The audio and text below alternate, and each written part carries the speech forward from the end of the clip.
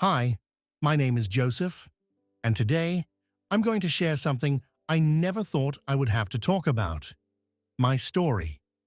Karen and I met in high school, and like a lot of young couples, we fell head over heels in love. We got married right after graduation, just before I enlisted in the military. I thought we had it all figured out. We were going to build a life together, full of love, trust, and everything that comes with a strong marriage. I believed, with all my heart, that our love could withstand anything. For over 2 decades, I held on to that belief. We had our ups and downs, like any couple, but I always thought we were solid, that we were going to make it through whatever life threw our way. But sometimes, life has a way of challenging everything you think you know. This is the story of how my world got turned upside down, how everything I believed in was tested in ways I never saw coming. It's a story about betrayal, heartbreak, and the hardest decisions I've ever had to make. But it's also about finding the strength to move forward, even when it feels like your whole world is falling apart. If you've ever trusted someone completely, only to have that trust broken, then maybe you'll understand what I went through.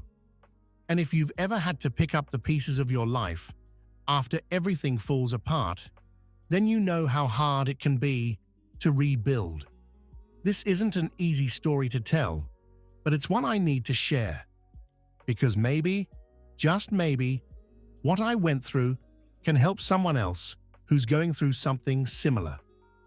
So let me take you back to where it all started, when Karen and I first met and fell in love, and how what seemed like a perfect beginning led to the hardest journey of my life. When I first met Karen, I felt like the luckiest guy in the world. We were just kids in high school, but there was something about her that drew me in. She was smart, funny, and had this energy that made me feel like anything was possible. We started dating, and it didn't take long for me to realize that she was the one I wanted to spend the rest of my life with. Those early days were perfect. We'd talk for hours about our dreams, our future, and how we were going to build a life together. There wasn't a doubt in my mind that we were meant to be. Right after graduation, we got married. It wasn't a big wedding, but it was everything we wanted. Just the two of us, ready to take on the world together. I enlisted in the military not long after we got married. It was tough, being away from her, but I knew I was doing it for us, for the life we were building. We wrote letters to each other almost every day. I'd tell her about the training, the guys I met, and how I couldn't wait to come home to her. She'd write back about how much she missed me and how she was counting down the days until we could be together again. Even with the distance, our love felt unbreakable. Every time I came home, it was like no time had passed. We were still those same two kids in love, dreaming of the future. I remember thinking, this is it.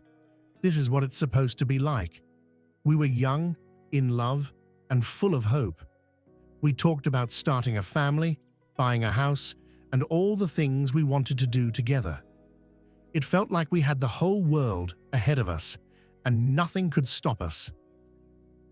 Looking back, those were some of the happiest days of my life. It felt like everything was falling into place. I had the girl, the career, and the future we'd always dreamed of. I was so sure that we were going to make it, no matter what. But as perfect as it all seemed, life has a way of throwing curveballs when you least expect it. And while I was busy planning our future, I had no idea what was lurking just around the corner. I always thought Karen and I had something special, something that could withstand anything. But looking back, I can see now that the first cracks in our marriage started appearing earlier than I wanted to admit. It was about 4 years into our marriage when everything began to change. I had just gotten out of the military and was adjusting to civilian life. Things were different, but I was happy to be home and ready to focus on our future. That's when I noticed Karen seemed distant, like something was on her mind, but she wasn't talking about it. I brushed it off at first, thinking she was just stressed or maybe adjusting to having me home all the time again. But then, out of nowhere, I found out Karen had been having an affair with my best friend from the military, the guy I trusted with my life, the one I thought of as a brother. When she told me, it felt like someone had punched me in the gut. I couldn't believe it. This wasn't supposed to happen to us, not to Karen and me. I remember sitting there, trying to process what she was saying, but my mind was just spinning. All I could think was, how could she do this? How could he do this? I didn't know what to feel. Anger, sadness, betrayal. It all hit me at once. Karen told me it was a mistake, that it didn't mean anything, and that she regretted it the moment it happened. She said she loved me and that she wanted to make things right. But I didn't know if I could ever trust her again. And as for my friend, well, I didn't know if I could ever look him in the eye again.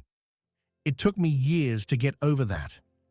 I tried to forgive them both, because that's what you're supposed to do, right? You're supposed to forgive and move on. But the truth is, it left a scar, a deep one. And while I told myself that we had worked through it, that we were stronger because of it, part of me always wondered if things would ever really be the same. We spent a lot of time talking, trying to figure out what went wrong, why it happened. I wanted to understand, to fix whatever was broken. And for a while, it seemed like we were getting back on track.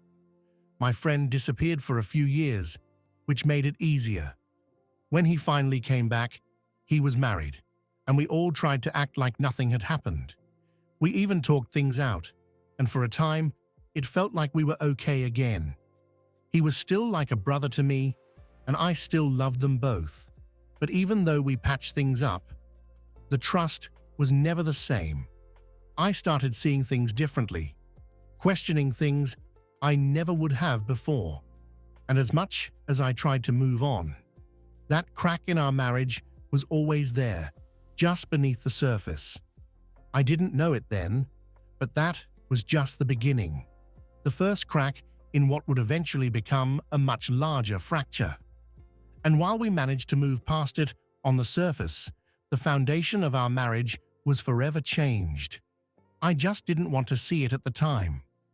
After discovering the affair, I was completely lost. I didn't know how to react, what to say, or even what to think. But I knew one thing. I needed to confront Karen and figure out where we stood. I remember sitting down with her, the air thick with tension. I could see the guilt in her eyes, but I was still struggling to find the words. How do you even begin a conversation like that? I started by asking her why she did it, why she betrayed me like that. I wanted to understand, even though I knew no answer would make it hurt any less. Karen told me that she felt lonely while I was away, that she was struggling with feelings she didn't know how to handle. She said it wasn't about love, or even about him. It was about something missing inside of her. But hearing that didn't make it easier. It just added another layer to the pain. I was angry, angrier than I had ever been. But beneath that anger, there was this deep sadness, this sense of loss. I felt like the life we had built, the trust we shared, had been shattered, and I didn't know if it could ever be put back together. But then, something unexpected happened. As we talked, as we cried together, I started to feel something else. Empathy. I saw the pain she was in, the regret she felt, and it softened something in me. I didn't want to lose her, and I didn't want our marriage to end because of this. So, against all the anger, all the hurt, I made a decision. I decided to forgive her. Forgiving Karen wasn't easy. It wasn't something that happened overnight. It was a process, a choice I had to make every day. I had to push past the images in my head, the doubts that crept in, and the fear that it might happen again. But I did it because I loved her, and because I believed in our marriage. We both agreed to work on things, to rebuild the trust that had been broken. We talked more. We spent more time together, and for a while, it felt like we were getting back on track. But even as I forgave her, there was a part of me that couldn't forget. That crack was still there, hidden but ever present, reminding me that things weren't as perfect as I wanted them to be. And as much as I tried to convince myself that we were okay, that we had moved past it, there was always a small voice in the back of my mind, whispering doubts, reminding me of the betrayal. But I pushed it aside because I wanted to believe that we were stronger because of what we had been through. Forgiveness was supposed to be the solution, the thing that healed us, and for a while I thought it was. But deep down, I knew that trust, once broken, is never quite the same. And while I forgave Karen, the seeds of doubt had already been planted, waiting for the right moment to sprout. That moment would come, but not for a few more years. Until then, we did our best to move forward, to rebuild what had been broken. But the foundation of our marriage had already been shaken, and neither of us realized just how fragile it had become. After I forgave Karen, I really wanted to believe that we could get back to where we were before. We both put in the effort. We talked more, spent more time together, and tried to reconnect. But despite all of that, something had changed. The trust that had once been the bedrock of our relationship was now on shaky ground. It's funny how, once trust is broken, the smallest things can start to feel like warning signs. Little things that I wouldn't have thought twice about before suddenly took on a new weight. If Karen was late, coming home from work, I'd find myself wondering where she was and who she was with. If she seemed distracted or distant, I'd start to question what was going on in her mind. I tried to push those thoughts away, to convince myself that I was just being paranoid. But they kept creeping in, uninvited. And the more I tried to ignore them, the louder they became. I didn't want to admit it, but the truth was, I no longer trusted her the way I once did. That trust had been eroded, chipped away, bit by bit, by the betrayal I couldn't forget. Karen could sense it too. She knew I was struggling, even though I tried to hide it. And that created a new kind of tension between us. She'd get defensive if I asked too many questions, or she'd accuse me of not believing in her. And I couldn't blame her. I didn't want to be that guy, the one who's constantly doubting his wife. But I was. And I hated it. Things started to get more complicated when Karen opened up to me about something else. She confessed that she had been struggling with feelings she didn't quite understand. She told me that she had always had bisexual tendencies, but she had never explored them. It was one of those conversations that caught me completely off guard. I didn't know how to react or what to say. I tried to be supportive, to be the understanding husband, but deep down, it just added another layer of confusion and doubt. A year or so later, she went to a party with some co-workers, and after a few drinks, she ended up messing around with a female co-worker. She confessed to me that same week, saying it was awkward and uncomfortable, and they didn't get very far. She seemed genuinely remorseful, and while I wasn't happy about it, I dismissed it. I convinced myself that it wasn't a big deal because I didn't feel threatened by it.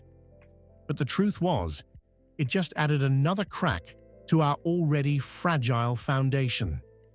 Then there was the old friend from high school, someone Karen started hanging out with more and more. At first, it didn't bother me too much. Our kids would hang out and watch movies at his place, and I even went over there a few times when I wasn't working. But then she started spending more time there, and one day she came home at 6:30 in the morning. I was furious. I confronted her, and she told me I was overreacting, that they hadn't done anything, that they were just cuddling on the couch and watching a movie. But that explanation didn't sit right with me. It felt like the kind of excuse that's meant to cover up something else, something worse. I couldn't shake the feeling that there was more to it. I told her I didn't want her seeing him again, and she never went back, but it caused a huge fight between us. She accused me of trying to control her, of not trusting her, and honestly, she wasn't wrong. I didn't trust her, not like I used to. That incident with her friend made me realize just how much the trust between us had eroded. I wanted to believe her, but those seeds of doubt that had been planted after the first affair were starting to grow, and with each new revelation, each new incident, those doubts only got stronger. I started to wonder if I'd ever really trust her again. And if I couldn't trust her, what did that mean for our marriage? We were still together, still trying to make it work, but the foundation was crumbling, and neither of us knew how to stop it. As time went on, the cracks in our marriage started to show in other ways. One of the biggest signs was the growing distance between us, not just emotionally, but physically too. I remember when our intimacy first started to decline. It wasn't sudden, but a gradual shift. After our second daughter was born, our sex life took a hit. At first, I didn't think too much of it. We were busy, tired from raising kids, and dealing with the stresses of everyday life. But as the months turned into years, it became clear that this wasn't just a phase. We went from being intimate regularly to barely touching each other. Sometimes we'd go weeks, even months, without being together. And when it did happen, it felt more like a duty than something we both wanted. I'd try to be romantic. I'd bring her roses, cook her dinner, or plan a special night out. But it never seemed to reignite that spark. It felt like no matter what I did, she just wasn't interested. I started to question myself. Was it something I was doing wrong? Was I not attractive to her anymore? I'd look in the mirror and see a man who was aging, who had gained some weight, and who wasn't as active as he used to be because of the back injury I'd suffered during my time in the military. I'd lash out on the bad days when the pain was at its worst, and I knew I wasn't easy to be around. But on the good days, I did everything I could to make up for it. The lack of intimacy took a toll on my self-esteem. I felt rejected, unwanted, and lonely in my own marriage. I started to wonder if maybe she was still holding on to feelings for those other men, or if there was someone else. But when I'd try to talk to her about it, she'd shut me out. She'd say she was too tired, too stressed, or just not in the mood. And every time I brought it up, it would lead to an argument. So eventually, I stopped trying. The emotional distance between us grew. We still lived under the same roof. We still shared our lives. But it was like we were just going through the motions. We weren't connecting the way we used to. We weren't laughing together, dreaming together, or even arguing the way we used to. It was as if we were living parallel lives, close in proximity, but miles apart emotionally. I tried to focus on other things, my work, my studies, the kids. I kept myself busy to avoid facing the reality of what was happening to our marriage. But deep down, I knew that we were drifting apart, and I didn't know how to stop it. There were nights when I'd lie in bed next to her, wide awake, feeling more alone than I ever had before. I'd think about the life we used to have, the love we used to share, and wonder where it all went wrong. And as much as I wanted to fix it, to bring us back to the way we were, I couldn't do it alone. and it didn't seem like she wanted to try anymore. The physical distance between us was just a symptom of a deeper issue, one that had been growing ever since that first crack appeared in our marriage. We were two people living in the same house, but we were no longer partners in the true sense of the word, and that realization was more painful than I could have ever imagined. By the time we reached September 2021, I thought we had weathered the worst of it. Our marriage wasn't perfect, but I believed we had gotten through the hardest times. We had moved out of the city, bought a new house, and for a while, things seemed to be stabilizing. But deep down, there was still this nagging feeling that something wasn't right, something that kept me up at night. It all came crashing down one weekend when Karen and our daughters went on a trip and I had to stay behind to work. That weekend, I had a nightmare, one so vivid, so real, that I woke up in a cold sweat. In the dream, all those doubts I had buried for years came rushing back. But this time, they were undeniable. It was like my mind was trying to tell me something I didn't want to hear. When Karen came home, I couldn't shake the feeling that I needed to confront her. It was a gut instinct, something I couldn't ignore any longer. I asked her point blank about the things I had always suspected, but never had the courage to fully confront. To my shock, she didn't deny it this time. She admitted to it. She had slept with that friend, the one she swore nothing had happened with all those years ago. But that wasn't all. Once the dam broke, the confessions started pouring out. She told me about multiple affairs, more than I could have ever imagined. She talked about a man she had fallen in love with back in 2012, a man she had been seeing while I was completely unaware. That revelation hit me like a freight train. She said it had been brief, just a few months, but the way she described it, I knew it was more than just a fling. She had feelings for him, deep feelings. Hearing that, after everything we had been through, crushed me. It was as if everything I had worked to rebuild, all the forgiveness I had given, was for nothing.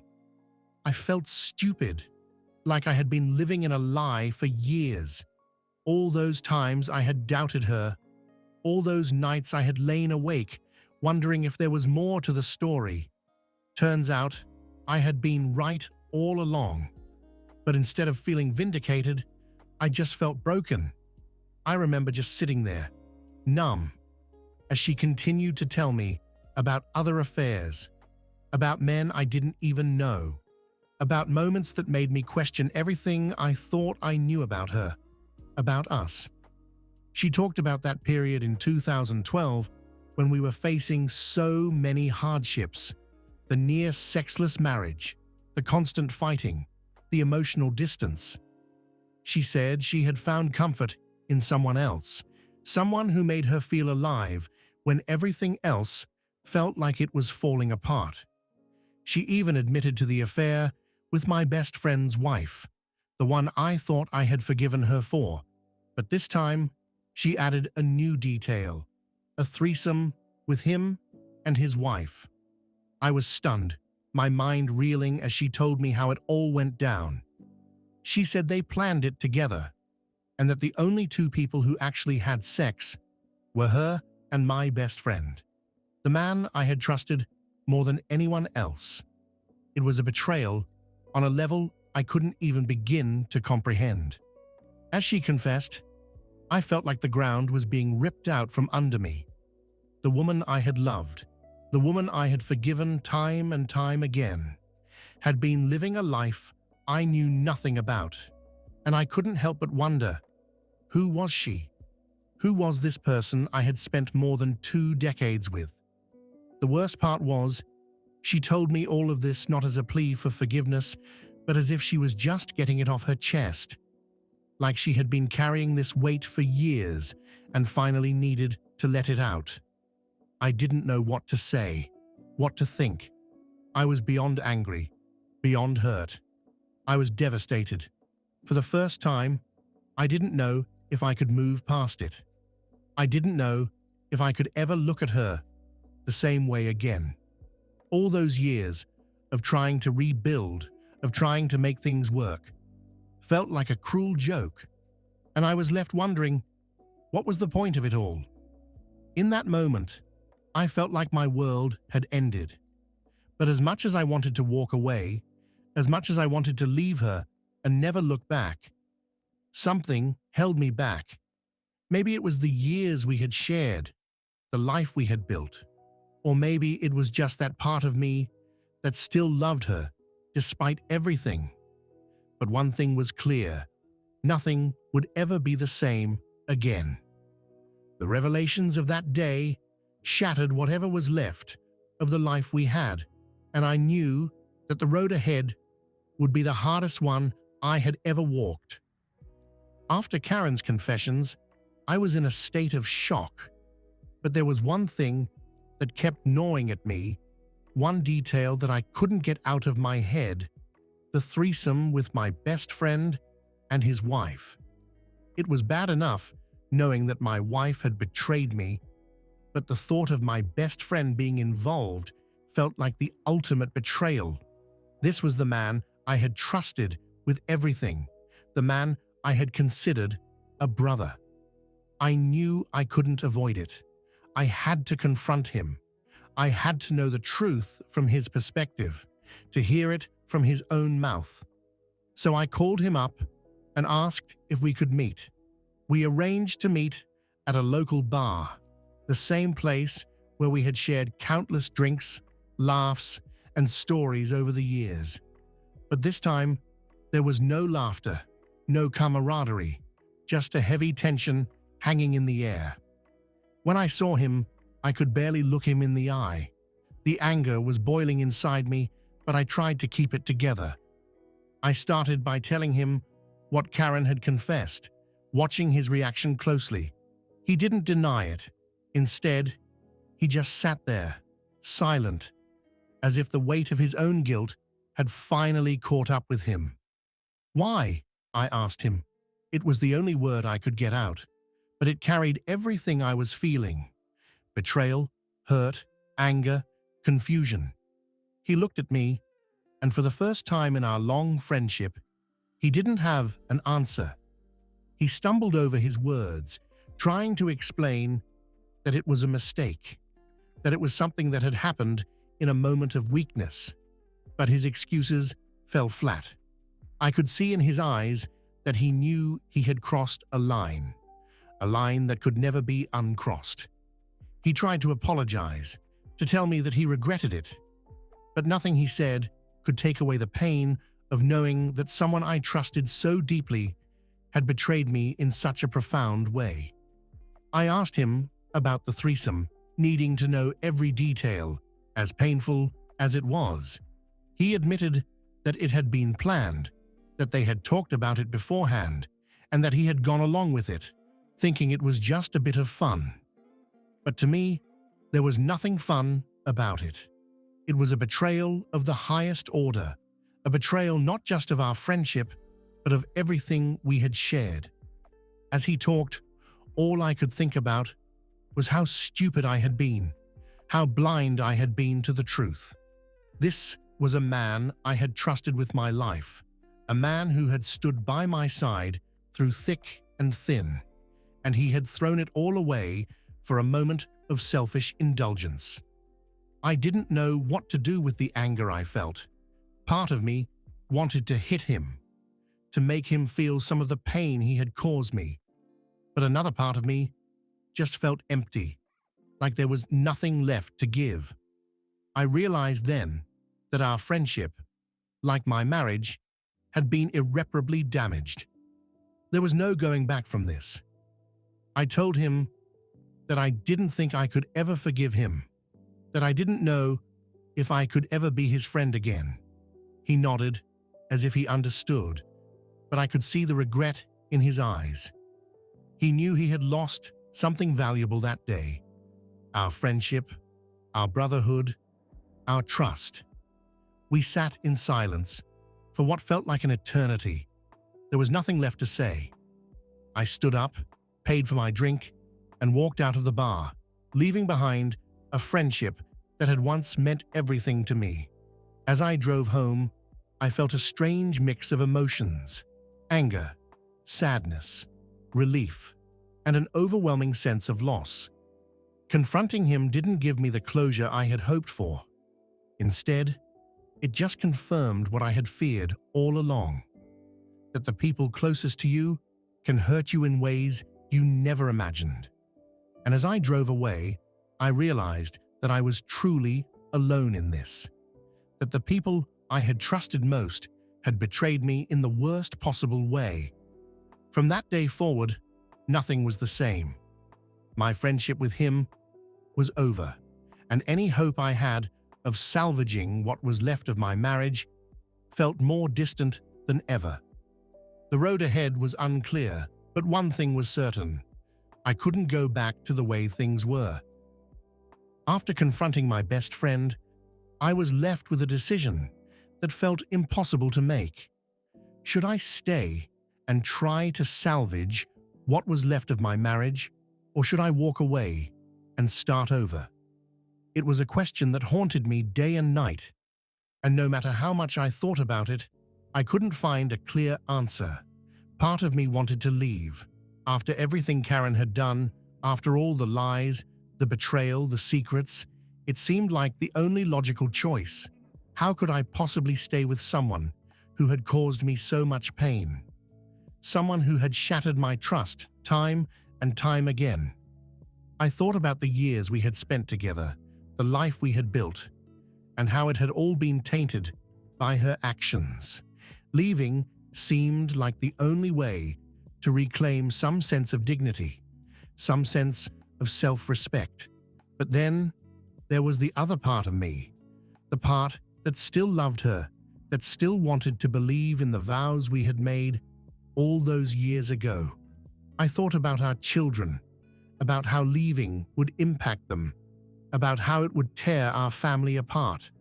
I thought about the good times, the moments when we were happy, and I wondered if there was still something worth fighting for. Was there a chance, however small, that we could rebuild, that we could find our way back to each other? The decision weighed heavily on me. I felt torn between two paths, each with its own set of challenges and heartache. If I stayed, I knew it would be a long, painful road to try and rebuild the trust that had been lost. I knew it would require more forgiveness, more patience, and more effort than I had ever given before. But was it even possible? Could we ever truly move past what had happened? And if we did, would our marriage ever be the same? On the other hand, leaving meant starting over, walking away from over 2 decades of shared history, from the life we had built together. It meant facing the unknown, the uncertainty of what life would look like without her. It meant dealing with the pain of separation, not just for me, but for our kids as well. The thought of breaking up our family was almost too much to bear. I sought advice from friends and family, from people I trusted. Some told me to leave, that I deserved better, that I couldn't keep forgiving her for the same mistakes. Others urged me to stay, to try and work things out for the sake of our family. But in the end, no one could make the decision for me. It was a choice I had to make on my own. There were days when I was ready to walk out the door, to leave it all behind. But then there were days when I couldn't imagine my life without her, when the thought of starting over seemed even more painful than staying. The back and forth was exhausting, mentally and emotionally draining. I felt like I was stuck in a never-ending loop of indecision. One night, after another sleepless evening of tossing and turning, I decided I needed to confront Karen one last time, to have an honest conversation about where we were and what we wanted. I needed to know if she was truly committed to making things work, if she was willing to do whatever it took to rebuild our marriage, and I needed to figure out if I still had the strength to stay, to forgive her once more, and to try and rebuild what had been broken. We sat down and talked, really talked, for the first time in a long while. She told me she was willing to do anything to make it right, that she loved me and didn't want to lose me. She acknowledged the pain she had caused and promised to work on herself, to be better, to earn back my trust. But as much as I wanted to believe her, as much as I wanted to hold on to the hope that we could make it through this, there was still a part of me that wasn't sure. I realized then that staying or leaving wasn't just about the past. It was about the future. It was about whether I could see a future with her that was better than the one we had, a future where I could trust her again, where we could find happiness together once more. In the end, the decision wasn't clear-cut, and it wasn't easy, but I knew that whatever choice I made, it had to be the one that was right for me, for my kids, and for the life I wanted to build going forward. Whether I stayed or left, I knew that I had to choose the path that would lead to the most healing, the most peace, and the most hope for a better tomorrow. After that intense conversation with Karen, I knew I couldn't make this decision on my own.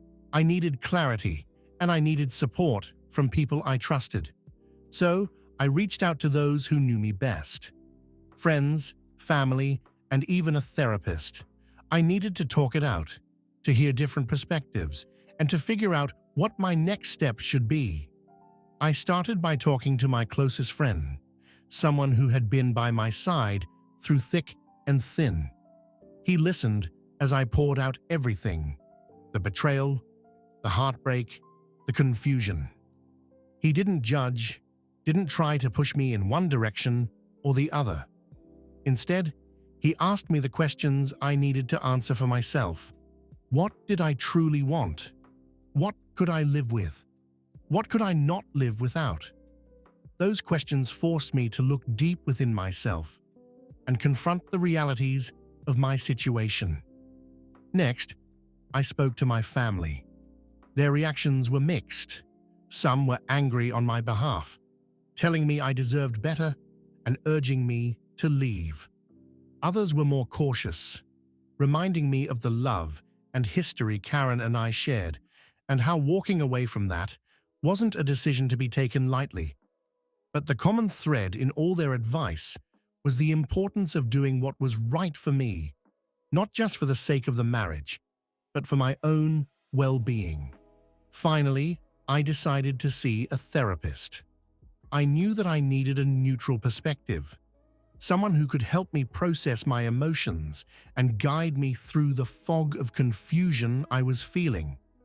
In those sessions, I found a space to express everything I had been holding in: the anger, the sadness, the guilt, the fear of the unknown. The therapist helped me see that whatever decision I made, it needed to come from a place of self-respect and self-love.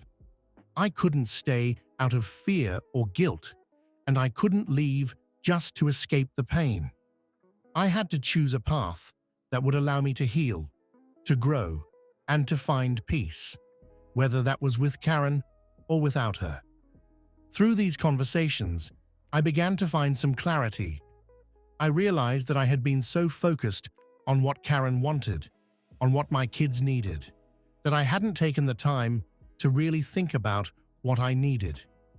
For the first time in a long while, I allowed myself to consider my own happiness, my own future. It wasn't an easy process. There were still days when the doubt would creep back in, when I'd question whether I was making the right choice. But with each conversation, with each piece of advice, I started to see a way forward. I also began to understand that no one else could make this decision for me. Everyone had their opinions, their perspectives, but at the end of the day, I was the one who had to live with the consequences. I was the one who had to wake up each morning and face the reality of my choices. As difficult as it was, seeking support and talking things through with others gave me the strength to face what lay ahead. It reminded me that I wasn't alone, that I had people in my corner who cared about me and wanted the best for me. And more than anything, it helped me realize that no matter what happened, I had the power to shape my own future. In those moments of clarity, I began to see that while the road ahead was still uncertain, I didn't have to walk it alone. I had support, I had options, and most importantly, I had the ability to choose the life I wanted to live. And with that realization, I started to feel a sense of peace, knowing that whatever decision I made, it would be the right one for me. After weeks of soul-searching, talking to friends and family, and working through my feelings in therapy, I finally reached a decision. It wasn't an easy one, and it didn't come without a lot of pain and doubt. But in the end, I knew I had to do what was best for me and for my future. I decided to leave. It wasn't a decision I made lightly.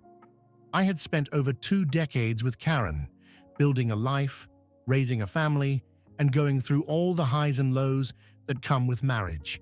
But the trust had been shattered beyond repair. And no matter how much I wanted to believe we could fix it, deep down, I knew that staying would only prolong the pain. Telling Karen was one of the hardest things I've ever had to do. She begged me to stay, promised to change, and told me she couldn't imagine her life without me. But by then, my mind was made up. I explained that I couldn't continue living in a marriage where trust was no longer present, where the foundation had been eroded by years of betrayal and hurt. I told her that I needed to find peace, to heal, and to rebuild my life on my own terms. The aftermath of that decision was tough. There were days when I questioned whether I had done the right thing, when the loneliness felt overwhelming, and when the weight of what I had lost hit me hard. I missed the life we had built together, the familiarity of our routine, and even the idea of what our marriage had once been.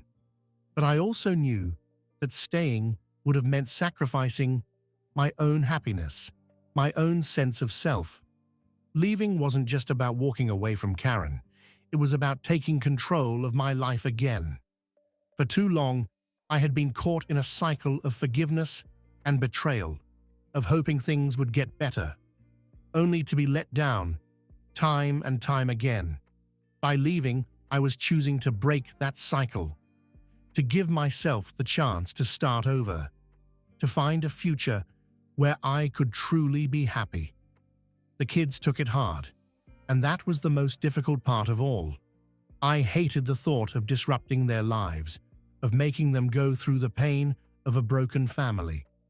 But I also knew that staying in an unhealthy marriage would have its own negative impact on them.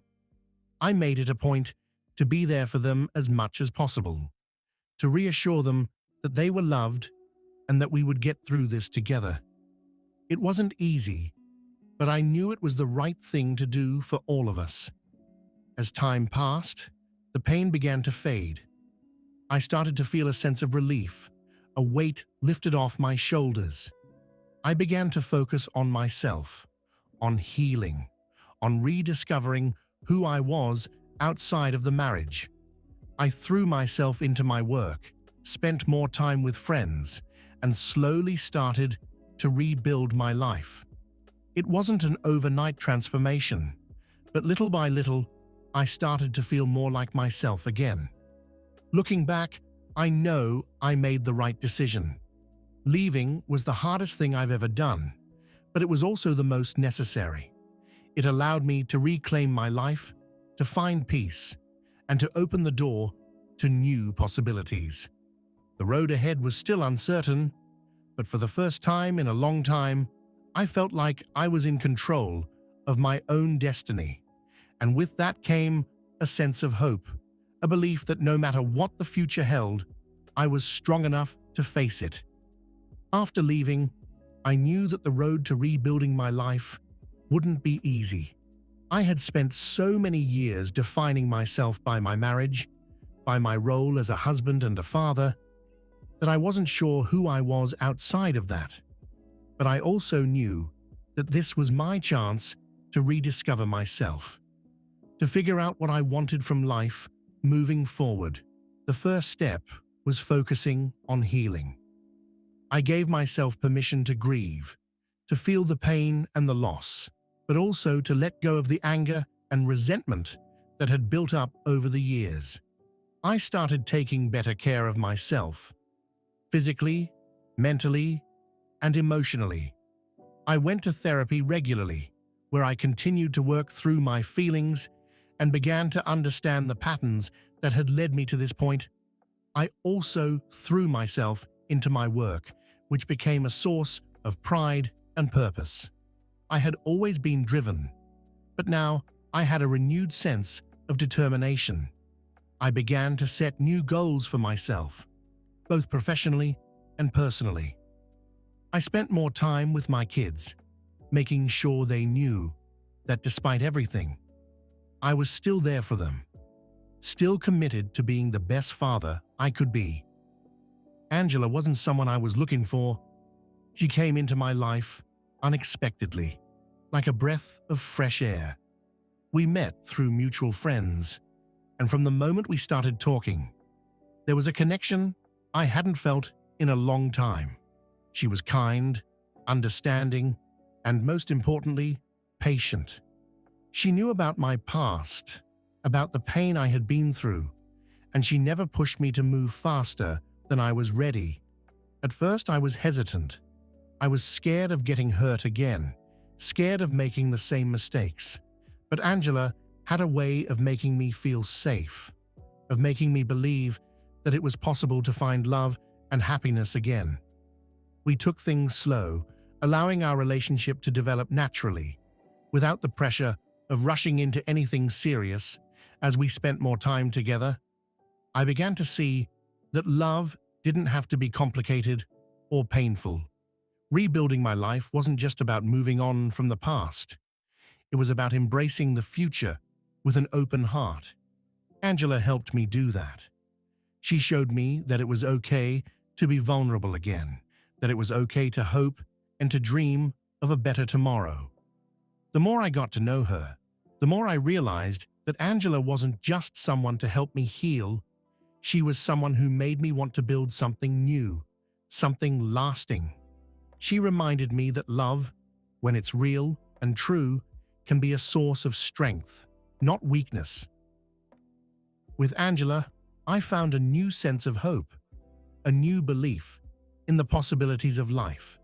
It wasn't about replacing the past, but about creating a future that was brighter and more fulfilling than I ever thought possible.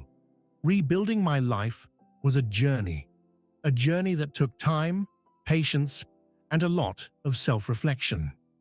But with Angela by my side, I realized that I was capable of more than I had ever imagined. I learned that love could be rediscovered, that trust could be rebuilt, and that happiness was still within reach. For the first time in a long time, I felt like I was truly living again. And in that, I found a sense of peace and contentment that had been missing for far too long. As I look back on everything that's happened, I realize how far I've come. From the man who was shattered by betrayal to someone who found the strength to rebuild his life and rediscover love. It's been a long and difficult journey, but one that has taught me more about myself, about love, and about life than I ever imagined. One of the biggest lessons I've learned is the importance of self-respect and knowing your own worth. For so many years, I lost myself in trying to save a marriage that was built on broken trust.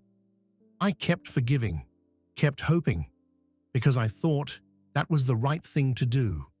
But what I didn't see was that by doing so, I was neglecting my own needs, my own happiness.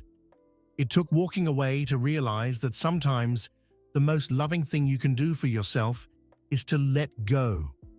Another lesson I've learned is that healing takes time, and it's not something you can rush. There were moments when I wanted to fast forward through the pain to just be okay again. But healing is a process that requires patience, self-compassion, and the willingness to face your emotions head-on.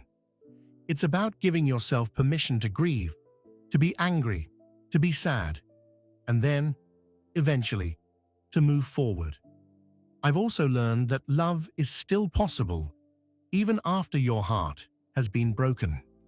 When I met Angela, I wasn't sure if I could ever trust again, if I could ever open myself up to the possibility of being hurt. But she showed me that love doesn't have to be painful, that it can be nurturing, supportive, and healing. Love isn't about finding someone who completes you.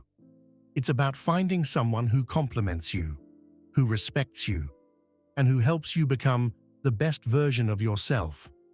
And finally, I've learned that life is full of second chances, if you're brave enough to take them. It's easy to get stuck in the past, to let it define you, to let it hold you back. But the truth is, you always have the power to choose a different path, to rewrite your story. My past will always be a part of me, but it doesn't have to dictate my future. I've chosen to move forward, to embrace the possibilities that lie ahead, and to build a life that is true to who I am. As I stand here today, I'm not the same person I was when this journey began. I'm stronger, wiser, and more in tune with what I want and need from life. I've learned that happiness isn't something that just happens to you. It's something you have to work for, something you have to choose every single day. If there's one thing I hope you take away from my story, it's that no matter how dark things may seem, there is always a way forward. It may not be easy and it may not be quick, but with time, patience, and a little bit of courage, you can rebuild, you can rediscover, and you can find the happiness you deserve. So as I close this chapter of my life, I look to the future with hope and gratitude. I'm grateful for the lessons I've learned, for the love I've found, and for the strength I've discovered within myself. And I'm hopeful for whatever comes next, knowing that I'm ready to face it, no matter what. Thank you for taking the time to listen to my story. It hasn't been easy to share, but I hope that in some way it resonates with you, whether you're going through something similar or simply looking for hope in difficult times. If this story has touched you, or if you have your own experiences to share, I encourage you to leave a comment below. Let's create a space where we can support each other, share our journeys, and offer advice or encouragement to those who need it. Your stories and insights could be exactly what someone else needs to hear right now. If you found this video helpful or inspiring, please consider giving it a thumbs up and subscribing to the channel.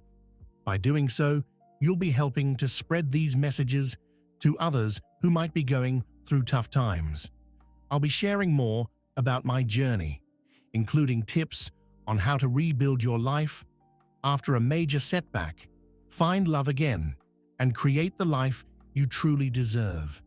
And if you know someone who might benefit from hearing this story, please share this video with them. You never know who might need to hear these words today. Finally, remember that no matter what you're going through, you're not alone. There's a community of people out there who understand, who care, and who are willing to walk this path with you. Let's keep the conversation going and support each other as we move forward in our journeys. Thank you again for watching, and I look forward to connecting with you all in the comments. Take care, and remember to always choose the path that leads to your happiness and well-being.